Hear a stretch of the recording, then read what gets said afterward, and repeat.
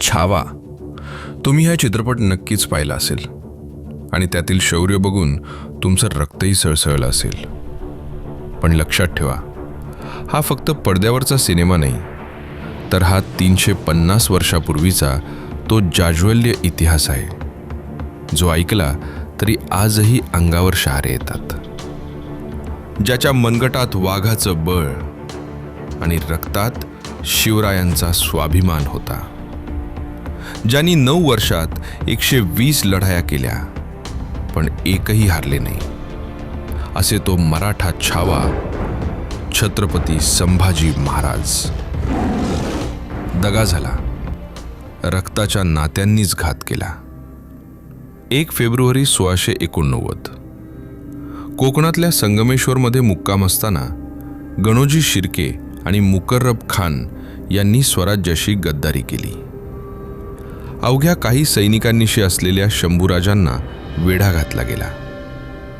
रक्ताच्या नात्यांनीच काळोख पसरवला आणि सह्याद्रीचा वाघ शत्रूच्या तावडीत सापडला आणि वाघ पिंजऱ्यात अडकला. पण पिंजऱ्यात असूनही तो वाघ औरंगजेबाच्या डोळ्यात डोळे घालून कर्जत होता. औरंगजेब ओरडला, धर्म बदल, किल्ले दे, तरच जीवदान मिळेल. पण शंभूराजे हसले आणि म्हणाले, माझा मृत्यू कबूल आहे, पण धर्मांतर आणि गुलामगिरी कधीच नाही. माझा देश, माझा देव आणि माझे स्वराज्य यांच्याशी प्रतारणा कधीच होणार नाही. 1 दिवस नाही, 2 दिवस नाही, तब्बल 40 दिवस अमानुष छळ. डोळे काढले तरी स्वराज्य दिसत होतं. जीभ कापली तरी मुखातून हर हर महादेव उमटत होतं.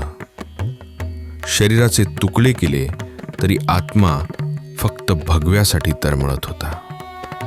11 मार्च 1689 तुळापूरच्या मातीत शंभूराजे शांत झाले. पण जाता जाता प्रत्येक मराठी मनामध्ये स्वाभिमानाचा अंगार पेटवून गेले. ज्यांनी मृत्यूलाही हसून कवळलं त्या राजाचा इतिहास विसरू नका. कारण ज्यांना आपला इतिहास माहीत नसतो त्यांचं भविष्य कधीच घडत नसतं.